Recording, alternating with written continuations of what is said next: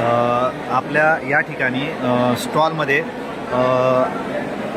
छत्रपती शिवाजी महाराज समंजस शिबिरमध्ये मोठ्या प्रमाणात जे स्टॉल लावलेले आहेत त्यातच एक महत्त्वाचं स्टॉल म्हणजे सायबर गुन्हे शाखेचं एक स्टॉल आहे. स्टॉलवर त्यांनी पूर्णपणे नागरिकांना व्हॉट्सअपच्या द्वारे किंवा अनेक गुन्हे जे घडत आहेत त्या गुन्ह्यापासून कसं सावध व्हायचं व कसं या गुन्हेगारीला आळा घालण्यात येईल या संदर्भात आपल्याला धाराशिव जिल्ह्याचे शिंदे सर हे आपल्याला थोडक्यात शेळके सर आणि शिंदे सर हे आपल्याला थोडक्यात माहिती सांगत आहे. सर, काय गुन्हेगारीला आळा घालण्यासाठी आपल्याकडे कोणती माहिती आहे, माहिती सांगा. तर सध्याच्या युगामध्ये जर पाहायला गेलं तर हे सायबर जास्तीत जास्त म्हणजे सध्या समाजामध्ये आणि पोलीस स्टेशनला देखील सायबरचे गुन्हे फार वाढत आहेत. आणि त्यासाठी आपल्याला काय करावे लागेल की आपल्यासोबत सायबर फ्रॉड होणार नाही. त्यामुळे जर सर्वात मोठं सध्या माध्यम म्हटलं तर व्हॉट्सअपद्वारे APK फाईल असेल, RTO इन्सिडंट असेल, बँक ऑफ मोबाईल असेल, बँक ऑफ इंडियाची मोबाईल फाईल असेल किंवा एनी अदरवाईज KYC असतील, KYC संदर्भात काही APK फाईल असतील. काही लोकांना माहीत नाही की ही जी APK फाईल आहे ती आपल्या मोबाईलमध्ये इन्स्टॉल करण्याचा प्रयत्न केल्यानंतर आपलं जे काही व्हॉट्सअप आहे ते लॉग आउट होणार आणि ज्याने जी फाईल पाठवलेली आहे किंवा ज्याने त्याचा ॲक्सेस घेण्याचा प्रयत्न केला आहे त्याच्याकडे ती ओपन होणार आणि आपल्याकडे आपल्या अकाउंटची आपल्या क्रेडिट कार्ड असेल, डेबिट कार्ड असेल त्याची संपूर्णपणे माहिती आपल्या मोबाईलमध्ये असते. तर त्या माध्यमातून त्या फाईलच्या माध्यमातून आपल्या मोबाईलचा सगळा ॲक्सेस म्हणजे व्हॉट्सअप देखील त्यांच्याकडे ओपन होतं आणि आपला जो काय ॲक्सेस जो आहे तो आहे ना त्यांच्याकडे पूर्ण जातो. तर त्यासाठी काही 2-4 टिप्स आहेत ते आपण केलं तर म्हणजे आपला मोबाईल हॅक होणार नाही आणि आपल्याला समजून येईल की आपण काय करायला पाहिजे. तर त्यासाठी मी छोटासा तुम्हाला डेमो देतो. आपण डेमोच्या माध्यमातून ते पूर्णपणे माहिती घेत आहोत. सर्वप्रथम आपण व्हॉट्सअप ओपन करा. व्हॉट्सअप ओपन झाल्यानंतर 3 डॉटला क्लिक करा. 3 डॉटला क्लिक केल्यानंतर सेटिंगमध्ये या. सेटिंगमध्ये आल्यानंतर अकाउंटला या. अकाउंटमध्ये सर इथं आपल्याला 2 स्टेप व्हेरिफिकेशन नावाचा एक ऑप्शन दिसेल. त्याला सर आपण हा आपला बंद असेल तर आपण हा टर्न ऑन करायचा आहे. टर्न ऑन केल्यानंतर 1, 2, 3, 4 असं न टाकता ऑर्डिनरी आपण कोणताही सांग की जो की आपल्याही नंतरही लक्षात राहील असा आपल्याला पासवर्ड तयार करायचा आहे. फॉर एक्झाम्पल मी टाकला 786 टाकला. त्यानंतर रिकन्फर्म केला. त्यानंतर सेव्ह केला.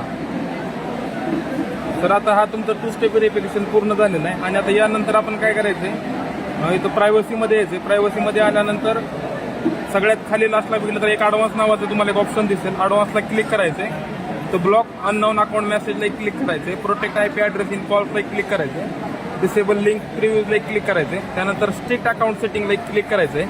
त्यानंतर नेक्स्ट, त्यानंतर टर्न ऑन करायचे.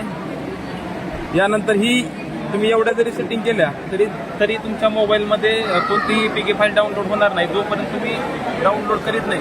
फॉर एक्झाम्पल जरी तुम्ही केली आणि जर का तुमच्या मोबाईलच्या पुढच्या व्यक्तीने जर काय ॲक्सेस घेण्याचा प्रयत्न केला तर पहिल्यांदा त्याला 2 स्टेप व्हेरिफिकेशनला जो तुम्ही कोड टाकलेला आहे तो तुम्हाला टाकावा लागेल. तोपर्यंत त्याच्याकडे देखील जे व्हॉट्सअप आहे ते ओपन होणार नाही. त्यामुळे तुमच्या पैसे असतील अकाउंटवरले, हे असतील, तुमचा डाटा असेल, फोटोज असतील ते तुमच्या पुढच्या व्यक्तीकडे जाणार नाही.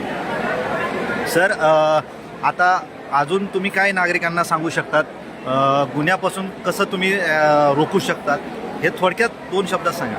गुन्ह्यापासून रोखण्यासाठी सर्वप्रथम तुमचं व्हॉट्सअप असू द्या ते प्रायव्हेट करायला पाहिजे. फेसबुक, इंस्टाग्राम हे सगळं पब्लिक न करता प्रायव्हेट करायला पाहिजे.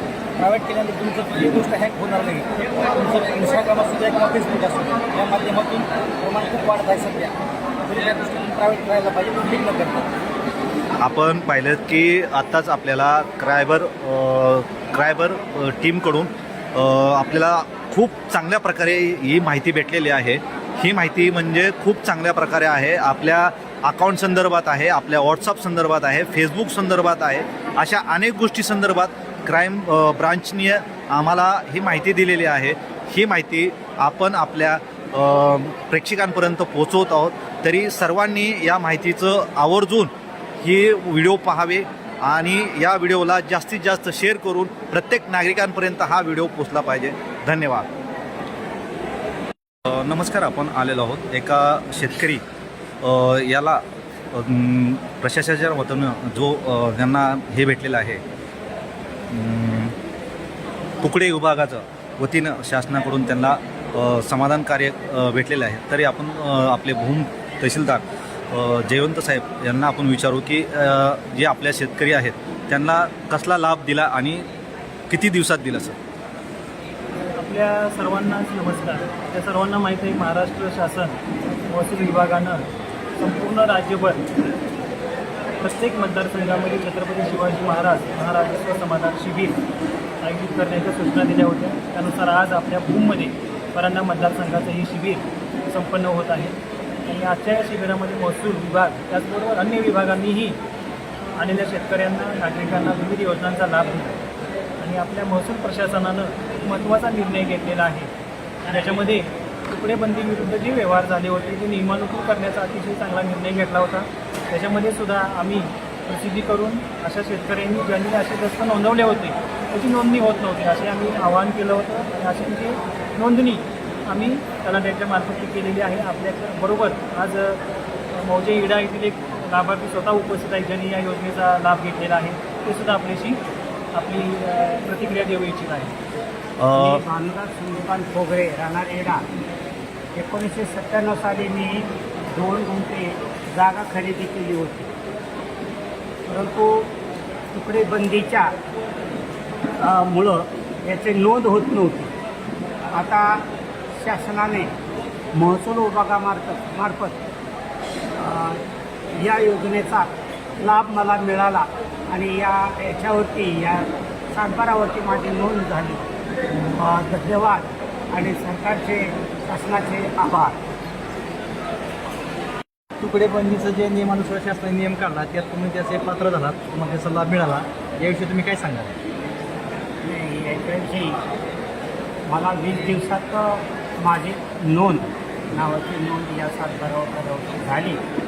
याच्यामुळं मला समाधान वाटते आणि शासनाचे पुनश्च आभार.